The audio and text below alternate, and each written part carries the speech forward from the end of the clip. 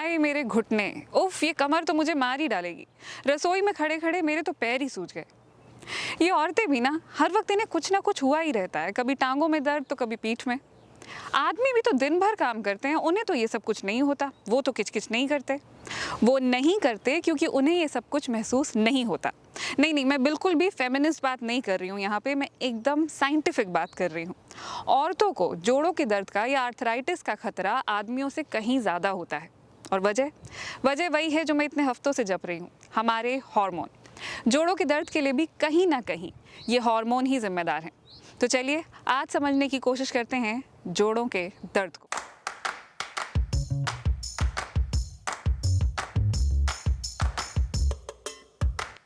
ज़रूरी नहीं कि जोड़ों में हर दर्द आर्थराइटिस ही हो, लेकिन अक्सर ये आर्थराइटिस की ओर इशारा करता है। इसे अर्ली सिम्टम कहते हैं। आर्थराइटिस यानी गठिया कई तरह का होता है, इसकी 100 से भी ज़्यादा किस्में हैं, लेकिन सबसे ज़्यादा कॉमन है ऑस्टियोआर्थराइटिस और रूमेटॉइड आर्थराइटिस, जिसे RA भी कहते हैं। रिसर्च दिखाती है कि रूमेटॉइड आर्थराइटिस का खतरा महिलाओं को पुरुषों की तुलना में 3 गुना ज़्यादा होता है। यानी अगर male is to female ratio की बात की जाए तो ये 3:1 है। रूमेटॉइड आर्थराइटिस होता क्या है? इसमें सूजन होने लगती है, हाथ पैर की उंगलियां आपकी सूज जाती हैं, जोड़ों में दर्द होता है, थकावट महसूस होती है। यानी वही सारे सिम्टम्स जिनकी मैं वीडियो की शुरुआत में बात कर रही थी। आदमी अक्सर इसे औरतों की किचकिच समझने लगते हैं, और औरतें अपनी सेहत से जुड़ी बाकी की चीज़ों की तरह इसे भी नज़रअंदाज कर देती हैं। तो नज़रअंदाज मत कीजिए।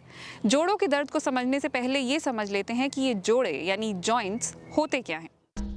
सिर से लेकर पैर तक हमारा शरीर हड्डियों की बदौलत टिका है।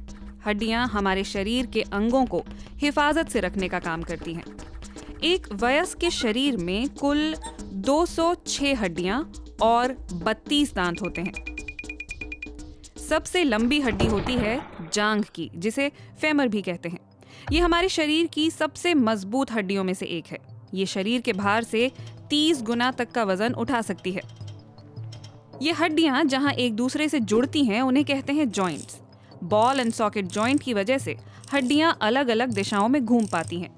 वक्त के साथ ये जॉइंट्स खराब होने लगते हैं, इसी कारण जोड़ों में दर्द होता है। लेकिन ये जॉइंट्स ना होते तो हम चल फिर ही नहीं सकते थे। हमारे चलने फिरने के लिए, हमारी हर मूवमेंट के लिए ये जॉइंट्स ज़रूरी होते हैं। अगर मेरी उंगलियों की हड्डियों में जो जॉइंट्स हैं, अगर वो ठीक से काम ना करें तो मैं इस सेब को ठीक से पकड़ ही नहीं सकूंगी। हमारे शरीर के अंदर एक इम्यून सिस्टम होता है। कोरोना की वजह से आपने ये शब्द इम्यूनिटी, इम्यून सिस्टम हज़ारों बार सुन लिया होगा। होता क्या है ये कि अगर हमारे शरीर पर कोई बैक्टीरिया या वायरस अटैक करे तो इम्यून सिस्टम उससे लड़ सके। लेकिन कई बार ये इम्यून सिस्टम ज़रूरत से ज़्यादा काम करने लगता है, इतना कि हमारे शरीर में मौजूद कुछ ज़रूरी चीज़ों को भी ये खतरा समझने लगता है और उसी पर अटैक कर देता है। इसे कहते हैं auto immune disease. Rheumatoid arthritis भी एक तरह की ऑटो इम्यून बीमारी है। इसमें होता ये है कि हमारा जो इम्यून सिस्टम है वो जॉइंट्स के आसपास मौजूद लाइनिंग पर अटैक करता है। ये लाइनिंग खुद को बचाने के लिए फूलने लगती है, इसी से स्वेलिंग होती है। स्वेलिंग जितनी बढ़ती रहती है, अटैक उतना ज़्यादा होता रहता है। इस तरह से जॉइंट्स खराब होने लग जाते हैं और हद यहाँ तक हो जाती है कि हड्डी का आकार तक बदल जाता है। तो इससे बचने के लिए आखिर क्या करें? कैल्शियम हड्डियों का सबसे ज़रूरी हिस्सा है। कैल्शियम की कमी से हड्डियां कमज़ोर हो जाती हैं। इसके अलावा हमें मैग्नीशियम और विटामिन डी की भी ज़रूरत होती है। न्यूट्रिशन के साथ साथ हड्डियों की सेहत के लिए एक्सरसाइज भी अहम है। इससे बोन डेंसिटी सही बनी रहती है। इसके अलावा अगर आप अच्छी नींद लें और वज़न पर काबू रखें तो लंबे वक्त तक आर्थराइटिस के खतरे को टाल सकते हैं। लेकिन जैसा कि मैंने पहले कहा, महिलाओं को इसका खतरा पुरुषों की तुलना में 3 गुना ज़्यादा होता है। कुछ महिलाओं को ये प्रेगनेंसी में शुरू हो जाता है तो बहुतों को मेनोपॉज के दौरान, और दोनों ही मामलों में हार्मोन्स जो हैं वो ऊपर नीचे हो रहे होते हैं। जैसा कि मैंने पहले पीरियड्स वाले वीडियो में बताया था, हार्मोन्स ऊपर नीचे होते हैं, एस्ट्रोजन होता है। ऐसा ही मेनोपॉज और प्रेगनेंसी के दौरान भी होता है। इसके अलावा और भी कई फैक्टर्स हैं, जैसे कि औरतों का इम्यून सिस्टम जो है वो आदमियों के इम्यून सिस्टम से ज़्यादा एक्टिव होता है। यही वजह है कि ना केवल आर्थराइटिस बल्कि औरतों को अस्थमा और एलर्जी भी आदमियों से ज़्यादा होती है। इसके अलावा औरतों के शरीर में फैट ज़्यादा होता है, खासकर हिप्स के आसपास। हम अक्सर कहते हैं कि प्रेगनेंसी के दौरान औरतों का शरीर जो है वो बदल जाता है। ये बदलाव इसीलिए होता है ताकि बच्चे के लिए जगह बन सके, और जब ये जगह बनती है तो हिप्स फैलते हैं। आदमियों के साथ ऐसा नहीं होता। हिप्स फैलने के कारण जो दबाव है वो घुटनों पर पड़ता है। साथ ही औरतों के घुटनों में कार्टिलेज भी कम होता है। इसीलिए आपने अक्सर देखा होगा कि औरतों को नी रिप्लेसमेंट सर्जरी की ज़रूरत ज़्यादा पड़ती है। वैसे जब हम बात हड्डियों की या जॉइंट्स की करते हैं तो हमारे दिमाग में घुटने, कलाई या एड़ी ही आते हैं, लेकिन हड्डियां तो सब जगह होती हैं शरीर में। इसीलिए रोमेटॉइड आर्थराइटिस का असर भी शरीर में सब जगह दिखता है, जैसे कि दिल में, आंखों में, त्वचा पे या फेफड़ों पर। वैसे क्या आप जानते हैं कि हमारे शरीर में सबसे छोटी हड्डियां कहाँ पर होती हैं? सबसे छोटी 3 हड्डियां हमारे कान में मौजूद होती हैं। वो ध्वनि की तरंगों को कान के पर्दे से कान के अंदर तक ले जाने का काम करती हैं। बचपन से जवानी के बीच हड्डियां बड़ी होती रहती हैं। बाकी अंगों की तरह इनकी बनावट भी काफी पेचीदा होती है। बाहर इन पर पेरियोस्टियम नाम की परत होती है। इसमें खून की धमनियां भी होती हैं और नर्व फाइबर भी। इसी के कारण ये दर्द को महसूस कर पाती हैं। अगली परत को कॉम्पैक्ट बोन कहते हैं। इसके बाद वाली को कैंसलस बोन। ये हल्की और झरझरी होती है, कुछ कुछ मधुमक्खी के छत्ते की तरह। ये शरीर को सपोर्ट देने का काम करती है। बीच में मौजूद जगह में पीले रंग का मैरो भरा होता है। इसके अलावा एक मेडुलर कैविटी होती है जहां लाल रंग का मैरो होता है।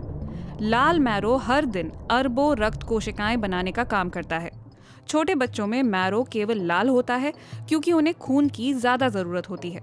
वयस्क शरीर में लाल मैरो चुनिंदा हड्डियों में ही होता है, जैसे वर्टिब्रे, रिब्स, ब्रेस्ट बोन और पेल्विस में।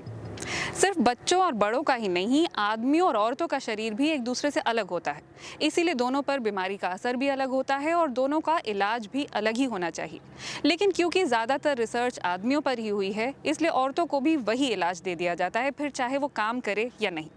मैं जानती हूँ इससे पहले एक वीडियो में मैंने इस तरह की बात कही थी और आप में से ज़्यादातर लोगों ने कहा था कि वो इससे इत्तेफाक नहीं रखते हैं। लेकिन फैक्ट यही है कि वेस्टर्न साइंस में ज़्यादातर रिसर्च आदमियों पर हुई है। हाँ, एक अच्छी रिसर्च के बारे में मैं आपको बता सकती हूँ, और वो ये कि अगर कोई महिला 2 साल तक ब्रेस्ट फीड करती है तो रोमेटॉइड आर्थराइटिस का खतरा खुद ब खुद आधा हो जाता है। कुदरत का भी कमाल का फॉर्मूला है ना? अगर आपको ये वीडियो पसंद आया हो तो इसे शेयर ज़रूर करें। अगर आप हमें फेसबुक पर देख रहे हैं तो ऐसे ही और कंटेंट के लिए हमारे पेज को लाइक करें। अगर यूट्यूब पर देख रहे हैं तो हमें सब्सक्राइब करना बिल्कुल ना भूलें। जाने से पहले मैं ये ज़रूर कहना चाहूँगी कि मैं आपके सारे कमेंट्स पढ़ रही हूँ, लेकिन हर किसी का जवाब देना मुमकिन नहीं है। इन वीडियोज़ को बनाने का मकसद उन मुद्दों पर बात शुरू करना है जिन पर लोग अक्सर चुप रहते हैं। आप लोग चुप्पी तोड़ रहे हैं, ये देखकर बहुत अच्छा लग रहा है। लेकिन प्लीज़ प्लीज़ प्लीज़ अपनी प्रॉब्लम्स को लेकर डॉक्टर के पास जाइए।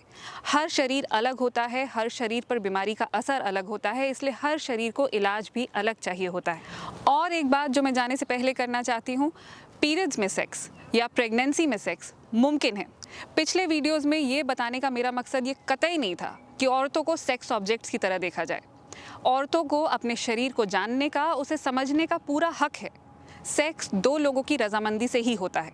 तो अगर आपकी पार्टनर ऐसा नहीं चाहती हैं तो ये वीडियोस दिखाकर उन पर दबाव डालने की कोशिश तो बिल्कुल ना करें।